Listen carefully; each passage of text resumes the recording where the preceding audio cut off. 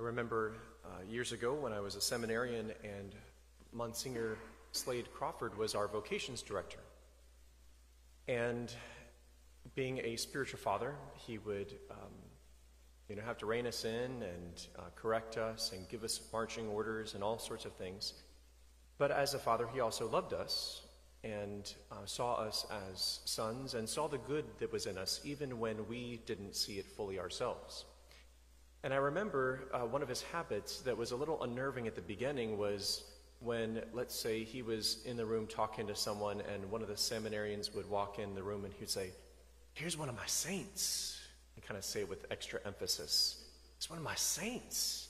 And I remember the first time that happened and it was so unnerving. I said, "Whoa, no, Father, come on, you know I'm not a saint." And it was that interesting thing, like imagine, how would you feel if we had a visitor that had not known our community and said, look at my saints. You're my saints. What would your reaction be? You don't have to answer that, but I'm just saying, what would it be? I just want you to think about that. Because I need us to understand something today. That if we're here to celebrate all saints, not just the canonized, but all who have lived in the Lord and died in the Lord, that's what it means to be a saint. And if you can't eventually, and I'm hoping sooner than later, get comfortable with that identity, with that label, then I want to lovingly warn you that you're not ready for the last day. Because if Jesus, at your death, welcomes you and says, "One of my saints," and you say no, not me. Yeah, you are. No, I'm not. With my help, with my grace, you are. You say, "No, I'm not worthy." There's only one alternative if you reject that invitation. And you don't want to do that. Because by definition, everyone who has died and is not judged worthy of heaven is in hell. Purgatory is not a permanent place. It is a place for those, not even a place, as much as a process of purification for those on the way to glory who have some baggage to work out. Don't aim for purgatory. Aim for heaven. If you aim for heaven and miss, you get purgatory. If you aim for purgatory and miss, there's no recourse.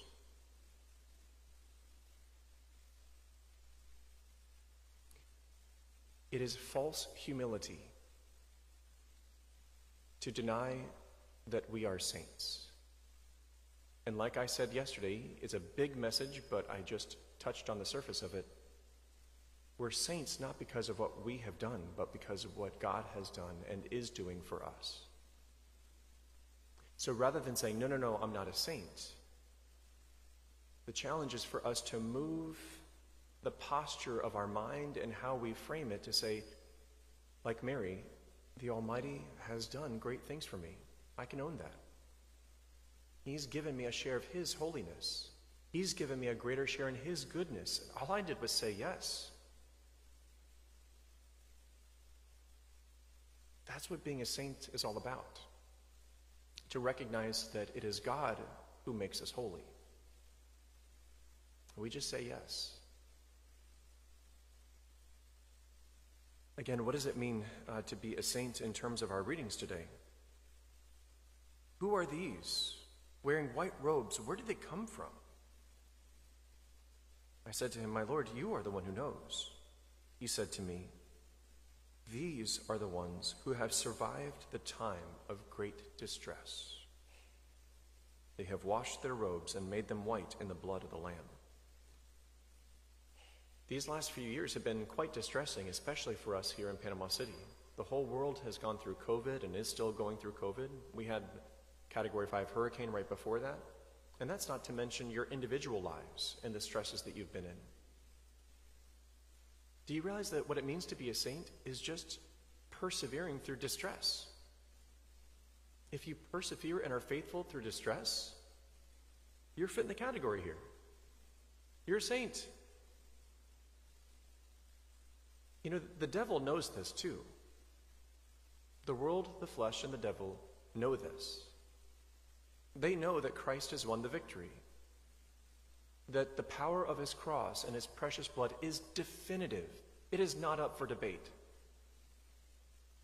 And if you are on his side at the final test, you are assured victory. Assured. There's no doubt about it. So the tactic of the world, the flesh, and the devil is to get you to quit the fight before the end of your life. Just give in, just give up to discouragement, despondency, despair. Because if we step out of the battle and get onto the sidelines and just put our life on hold, then we're not on the winning team. All you have to do to achieve the goal of your sanctity is stay in the fight and get up every time you fail, because you trust more in his mercy than you do in your worthiness.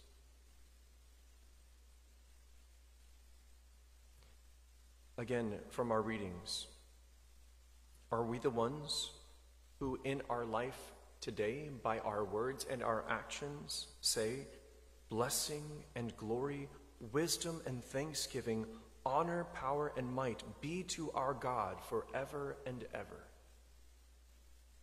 Remember how yesterday we were talking about the great commandment, and I said the first part, as Jesus tells us, is to love the Lord your God with your whole being.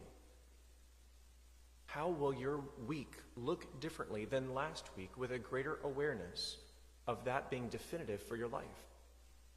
Your times of prayer and your times of travel and work, your hobbies, your leisure, what would it look like if you were doing all of that in and through your love for God?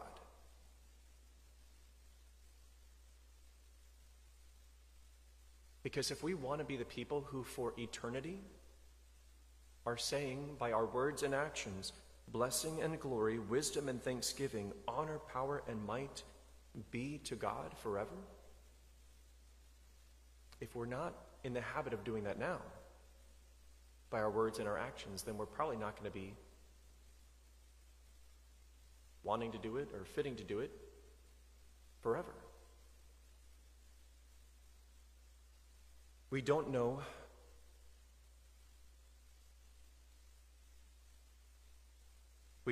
when it is revealed exactly what we shall be, but we know that we are God's children now. And when it is revealed, we shall be like him, for we shall see him as he is. I want to encourage us to be willing to surrender our own self-assessments for the sake of the Lord's assessment. Trust your faith over your feelings if you don't feel like a saint, but you're trying to be. St. Teresa of Avila, one of the great reformers, she and John of the Cross in the Carmelite community, she had a later conversion in her 40s, became a mystic, all sorts of powerful relationship experiences with the Lord, and suffered a lot to reform the Carmelite order from apathy and indifference, lukewarmness, to fervor and passion for the Lord and for the sake of the salvation of souls. And she founded new convents in this reformed worldview, spirituality.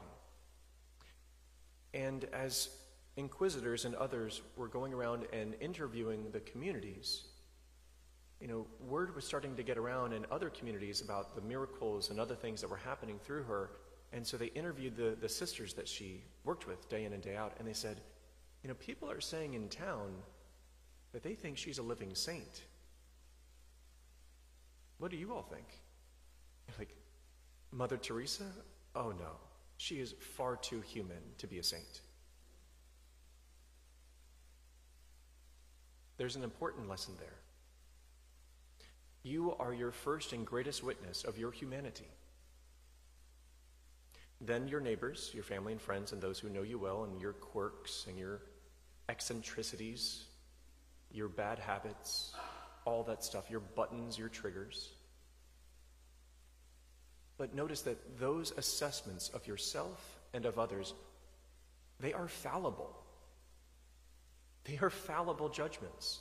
They are incomplete assessments, because there is only one who can see into the heart and see into the mind and judge rightly. And it's not you, and it's not your neighbor. It is the Lord who knows who we are, who judges well what is in our heart and judges our deeds accordingly.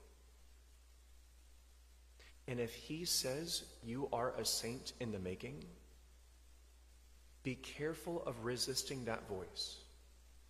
Remember, we talked about yesterday, sometimes we are the person that is most negative and judgmental and accusatory toward ourselves. We don't know how to love ourselves and to make the distinction between acknowledging the truth, like Mary did. All generations will call me blessed. In any other context, that would probably be one of the most arrogant and erroneous things a person could say. But not so, because it was true. All generations will call me blessed, for the Almighty has done great things for me. So in summary, get over yourselves. Get over it. Get over this whole I'm not a saint thing. Realize that's hell language talking. If you want to live according to a heavenward life, then start acknowledging the truth, even if you don't feel that you are yet the saint that God is calling you to be. Well, today's the day. It's a new day. New word, new sacrament, new transformation, new humble acknowledgement, new surrendering of the lies, new intercession of the saints. You are saints. Get over it. Rejoice in it. And like Mary, proclaim, I can acknowledge this truth that I am a saint in the making, because the Almighty has done and is doing and will do great things for me.